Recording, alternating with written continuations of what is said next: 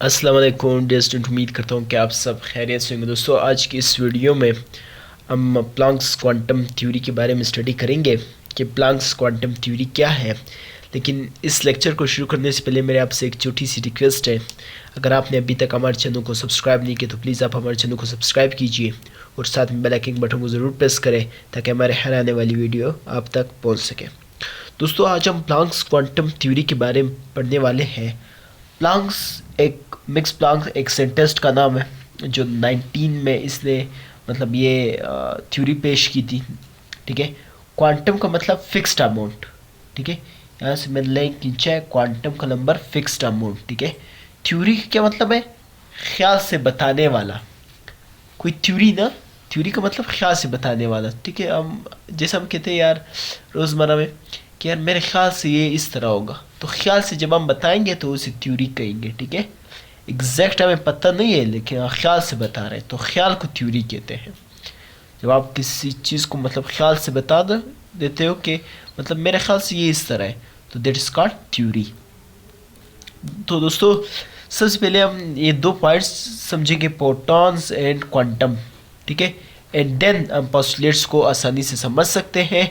For example dear student, मैं अभी आपको ये समझाऊंगा कि प्रोटॉन क्या है। सनलाइट से जब आएंगे रेज उसे क्या कहेंगे, और जब वापस से मिट होंगे ठीक है तो उसे क्या कहेंगे। डियर स्टूडेंट, अभी हम इसको देखने वाले हैं। डियर स्टूडेंट, तो फॉर एग्जांपल सबसे पहले हम प्रोटॉन को समझेंगे।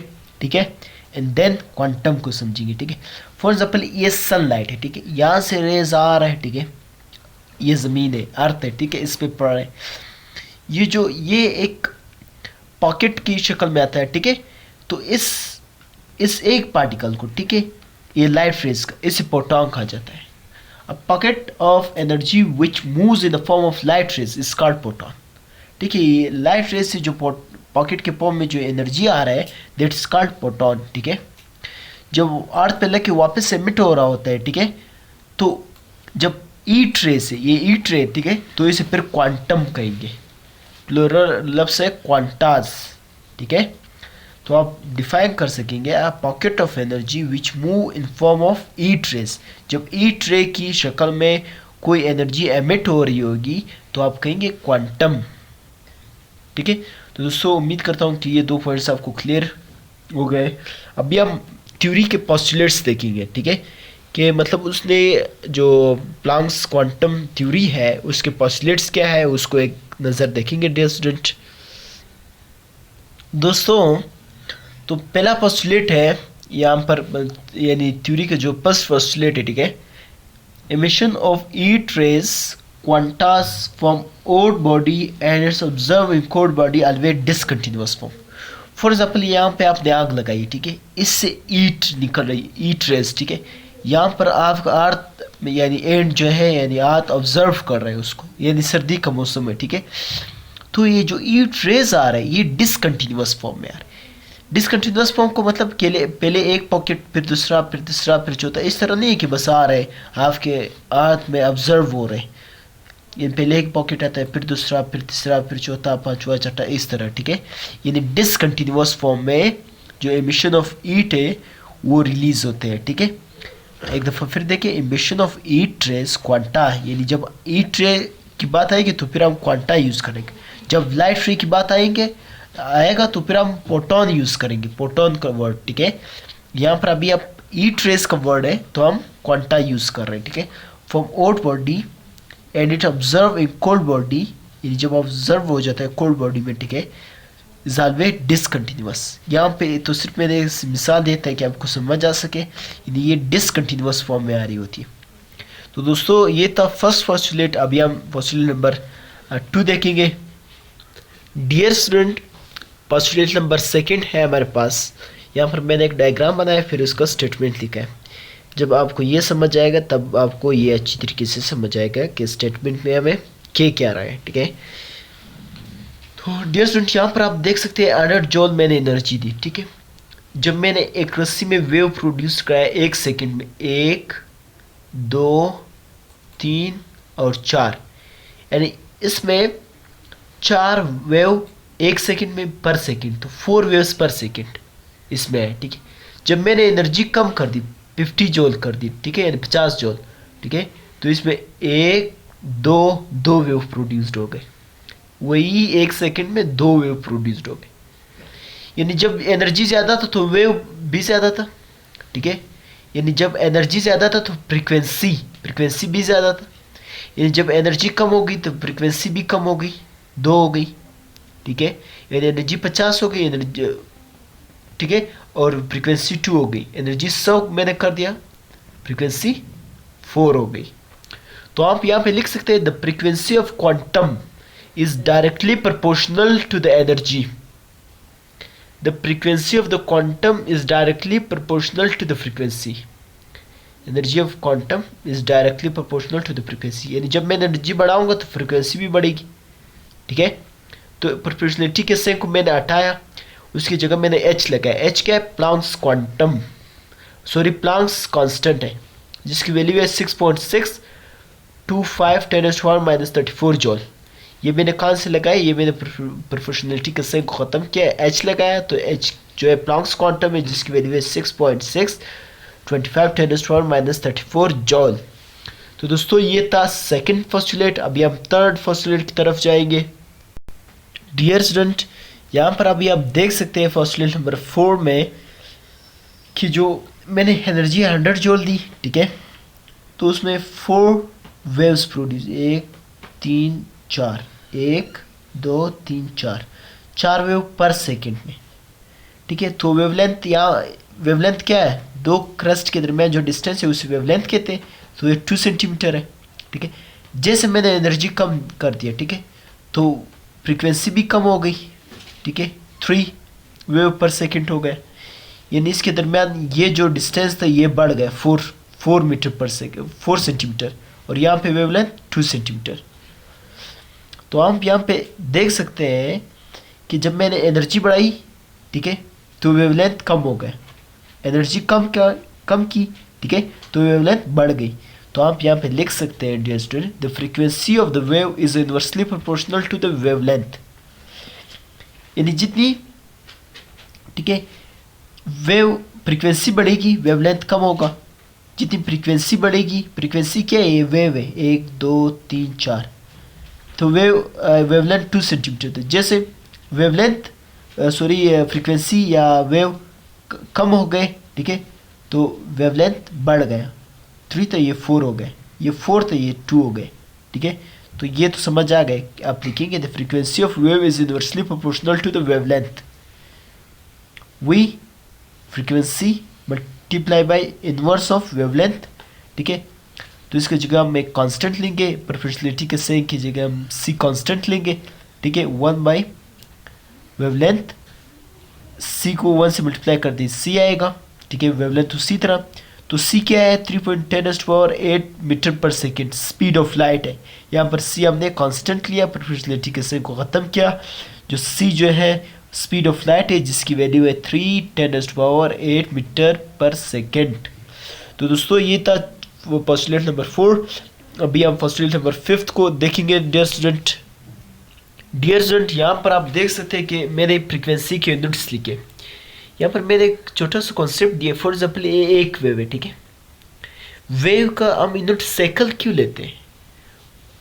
क्योंकि वो एक सर्कल बनता है, जिसकी वजह से हम साइकिल लेते हैं। फॉर एग्जाम्पल एक वेव, इसके जो ऊपर वाला हिस्सा है, फॉर एग्जाम्पल ये, अगर आप खुद इसको मैंने ऊपर लिख दिया, फिर नीचे वाले हिस्से को, ठीक है, मैंने इसके साथ मिलाया, तो एक साइकिल बन गया कि नहीं? तो जिसकी वजह से हम ये कह सकते हैं कि फ्रीक्वेंसी का यूनिट साइकिल पर सेकंड भी है, वेव पर सेकंड भी है, आवर्स भी है, सेकंड पर सेकंड भी है, ठीक है।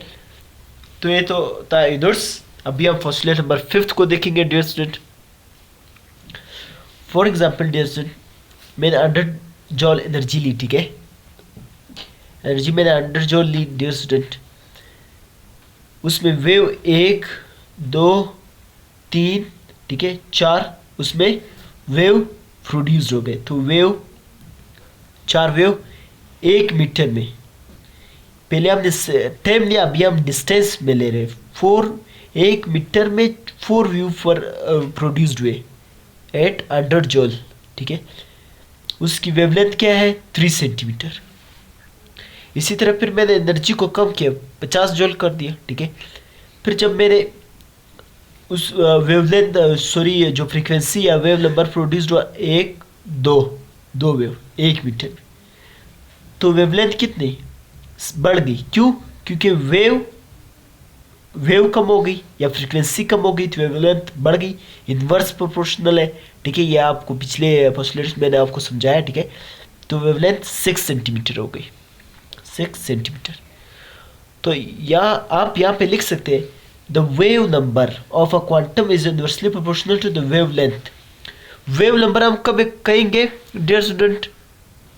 दोस्तों वेव नंबर हम तब कहेंगे, ठीक है, जब हम वेव को डिस्टेंस में लेंगे, ठीक है। फॉर एग्जाम्पल हम कहते हैं कि 1 मीटर में कितने वेव प्रोड्यूस्ड हुए, तो फिर हम वेव नंबर कहेंगे। फ्रीक्वेंसी हम तब कहेंगे जब हम कहेंगे कि टाइम में कितने वेव्स प्रोड्यूस्ड हुए, तो फिर हम फ्रीक्वेंसी कहेंगे। अगर डिस्टेंस था यानी फासला था, या फॉर एग्जाम्पल यहाँ पे मीटर है, ठीक है, तो हम कहेंगे कि 1 मीटर में कितने वेव प्रोड्यूस्ड है। आप कहते हो कि 1 मीटर में 4 वेव, 1 मीटर में 4 वेव, ठीक है। तो 4 वेव मीटर पर सेकेंड, ये ऊपर जाएगा पर मीटर पर मिनट हो जाएगा, पर मीटर सॉरी, ठीक है। तो जब हम टाइम में लेंगे तो फ्रीक्वेंसी, जब डिस्टेंस में लेंगे, ठीक है, तो वेव नंबर फिर कहेंगे। तो आप कहेंगे the wave number of quantum is inversely proportional to the wavelength, यानी जितना ज़्यादा वेव नंबर होगा, ठीक है, वेव नंबर ज़्यादा होगा, ठीक है, तो वेवलेंथ कम होगी। वेव नंबर कम होगा, वेवलेंथ ज़्यादा होगी, ठीक है, जैसे आप यहाँ पे देख सकते हैं।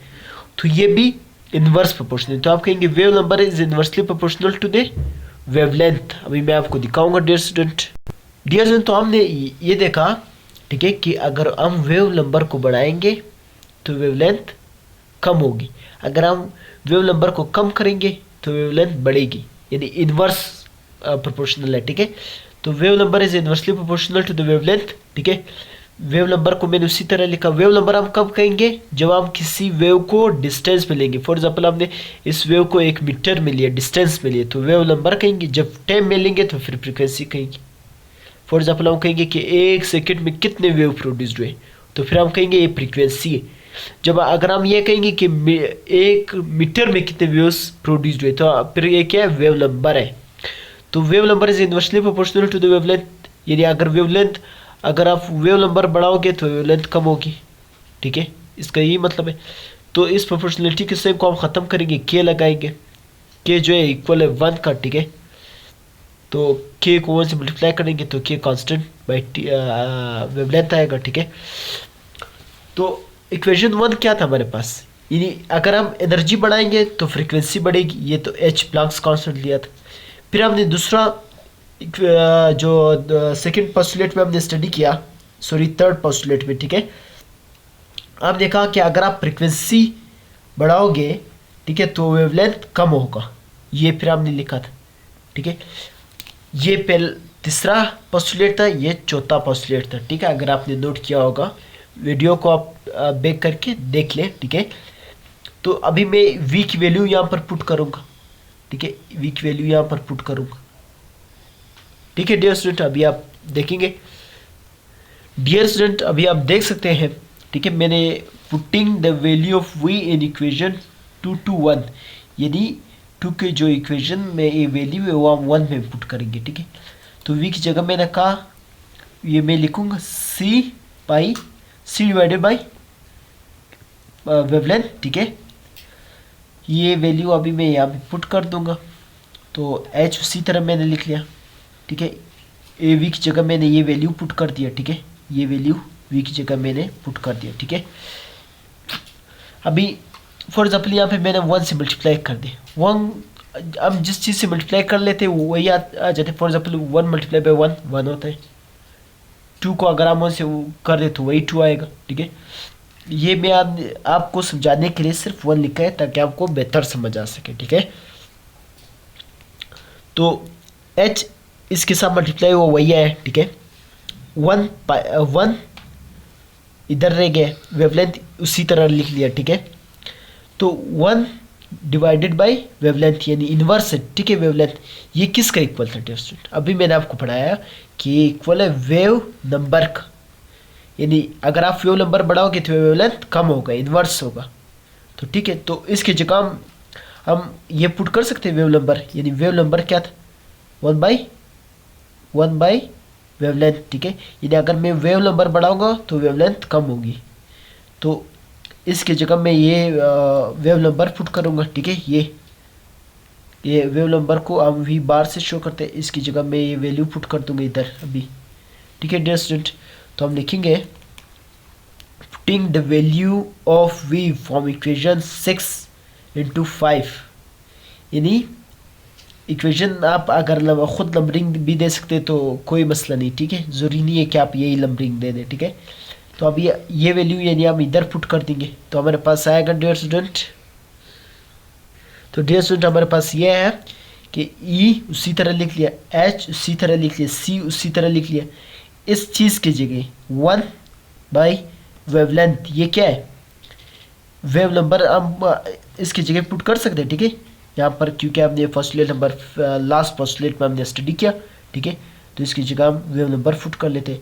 तो ये था Planck's quantum theory dear student. ठीक है, तो अगले लेक्चर तक अपने उस्ताद वकील अहमद को इजाज़त दीजिए। अल्लाह हाफ़िज़।